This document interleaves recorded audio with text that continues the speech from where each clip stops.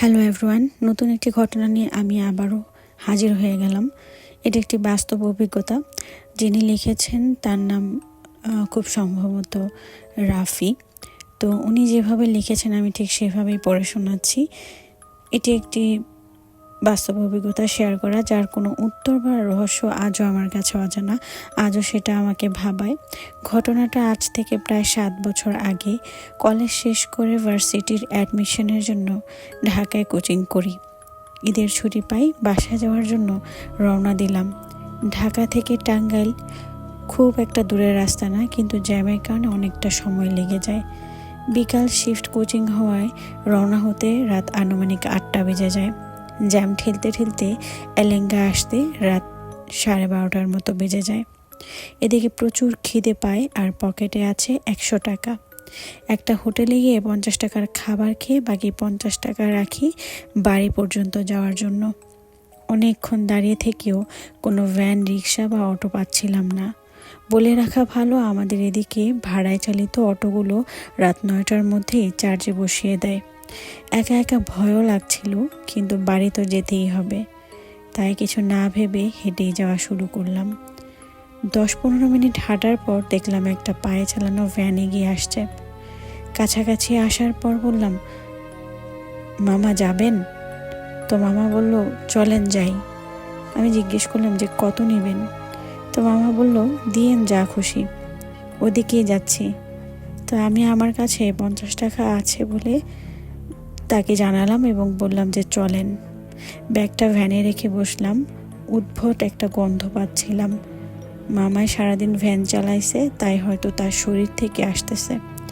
পথেই একটা rail line পার হতে হয়। রেল লাইনটা পার হয়ে আমি আমার মামাকে বললাম, মামা এত রাতে কোনো ভ্যান, রিক্সা নাই, আপনি কই থেকে আসলেন? তো মামা বলে যে রসুলপুর গেছিলাম, একটা লাশ নামিয়ে দিয়ে আসলাম। কথাটা শুনেই আমার গায়ের সব লোম দাঁড়িয়ে গেল।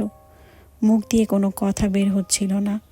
পথেই আবার একটা বড় কবরস্থান পার হতে হবে। মনে মনে দোয়া দুরুদ পড়তে পড়তে যাচ্ছিলাম। অবশেষে এসে নামলাম। আরও 15 মিনিট হাঁটা রাস্তা, হেঁটে যাওয়া লাগবে। ওইদিকে ভ্যান, রিক্সা যায় না। তাই ব্যাগটা নিয়ে মামাকে বললাম, মামা টাকাটা নেন। তো মামা বলল, লাগবে না, আপনি যান। আমি বললাম যে লাগবে না কেন, এত কষ্ট করে নিয়ে আসলেন? তো মামা বললাম তো লাগবে না, আপনি যান। বিষয়টা খুবই অদ্ভুত লাগলো। তবু 50 টাকা নোটটা মামাকে দেখিয়ে ভ্যানের উপর রেখে রাস্তাটা পার হলাম। ফাঁকা রাস্তা, খুব বেশি হলেও 5 থেকে 7 সেকেন্ড সময় লাগছে পার হতে। কৌতূহলবশত পেছনে তাকালাম দেখার জন্য, কিন্তু যা দেখলাম তা দেখে শক হয়ে গেলাম। কোনো ভ্যান সেখানে নেই। 4 রাস্তার মোড়, একদিকে আমি যাচ্ছি, এদিকে তো নেই। বাকি 3 দিকে যত দূর চোখ যায় খুব ভালোভাবে নজর দিয়েও ভ্যানের কোনো অস্তিত্ব সেখানে পেলাম না। এমন না যে ব্যাটারি চালিত ভ্যান জোরে টান দিয়ে চলে গেছে। পায়ে চালানো ভ্যান। আমি আর কোনো কিছু না ভেবে, কোনো দিকে না তাকিয়ে দোয়া পড়তে পড়তে হাঁটা শুরু করলাম। আর বাড়িতে বাবাকে ফোন দিয়ে বললাম, তাড়াতাড়ি এগিয়ে এসে আমাকে নিয়ে যাও। অবশেষে বাড়ি আসলাম। পরের দিন থেকে টানা 3 দিন জ্বরে ভুগলাম। এই ঘটনার রহস্য আজও আমার অজানা। এরই সাথে আজকের প্রথম ঘটনাটি শেষ হয়ে যাচ্ছে। তো দ্বিতীয় ঘটনায় চলে যাচ্ছি। এটি যিনি লিখেছেন তিনি অ্যানোনিমাস মেম্বার হিসেবে ঘটনাটি শেয়ার করেছেন। তিনি যেভাবে লিখেছেন আমি ঠিক সেইভাবেই পড়ে শোনাচ্ছি।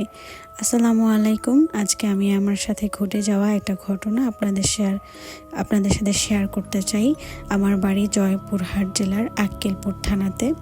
আগে আমি আমার বাড়ির বিবরণ দিয়ে নিই আপনাদের বোঝার জন্য।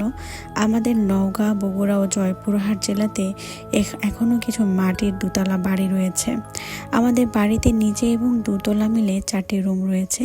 এবার ঘটনায় আসা যাক। ঘটনাটা 1 বছর আগের। তখন সময়টা ছিল বৈশাখ মাস, ভীষণ গরম ছিল।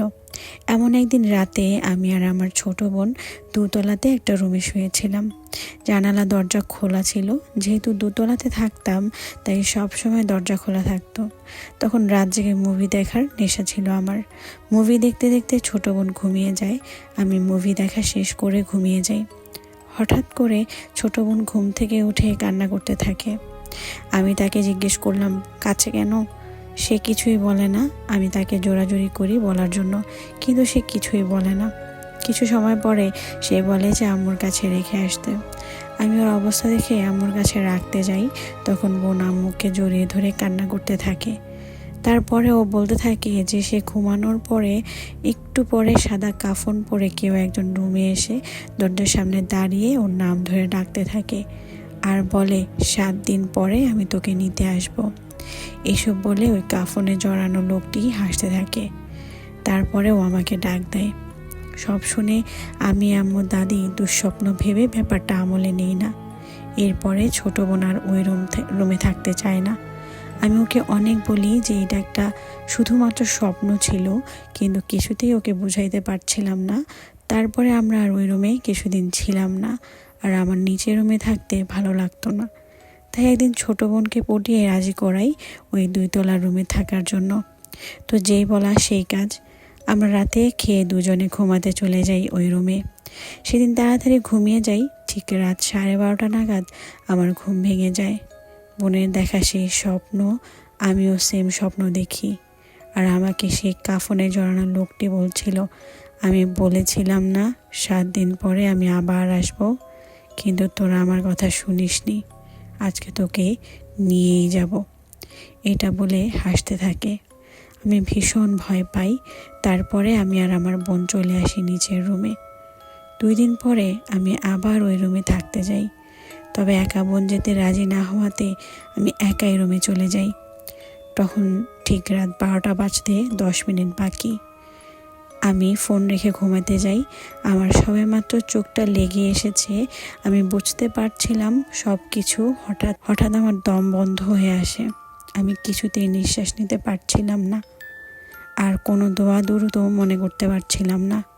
বুকের উপরে ভারী কিছু একটা অনুভব করতে পারছিলাম, আর আমি সহ পুরো খাট শূন্যে ভাসছিল। মনে হচ্ছিল এটাই আমার জীবনের শেষ রাত। আমি শুধু কাঁদছিলাম, কোনো আওয়াজ করতে পারছিলাম না, কাউকে ডাকতেও পারছিলাম না। তারপরে হঠাৎ করে আমার দোয়া ইউনুস মনে পড়ে যায়। আমি যখন 3 বার পাঠ করি তখনই আমার গলা ছেড়ে দেয় এবং আমি খাট সহ নিচে পড়ে যাই।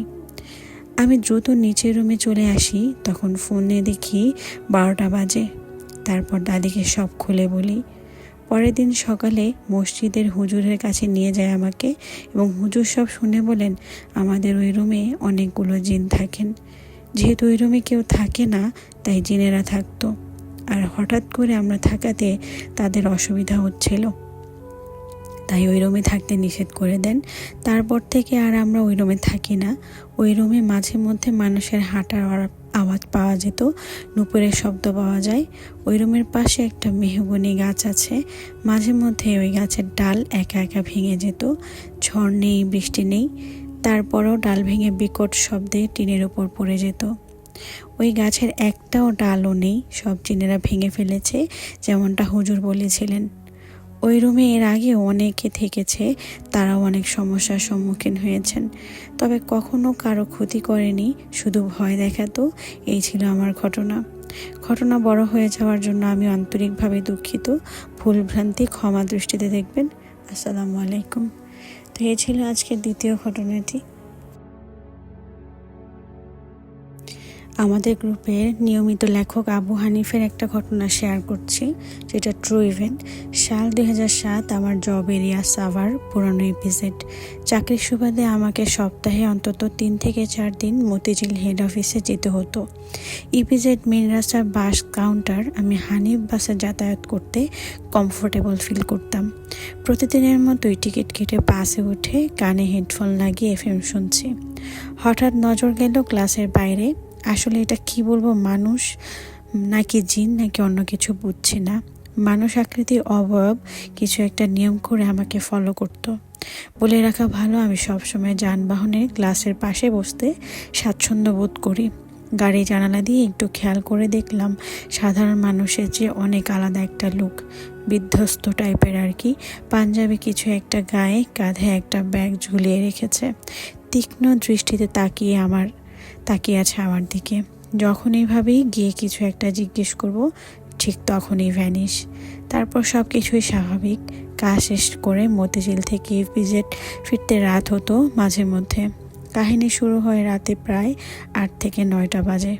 আমি যখনই নবীনগর ক্রস করে পল্লী বিদ্যুতে চলে আসি, বাস থেকে যাত্রী নামে ঠিক ওই মুহূর্তে অবয়বটা আমি দেখতে পাই এবং ভয়ঙ্কর দৃষ্টিতে তাকিয়ে আছে আমার দিকে, এবং একটু পরেই ভ্যানিশ।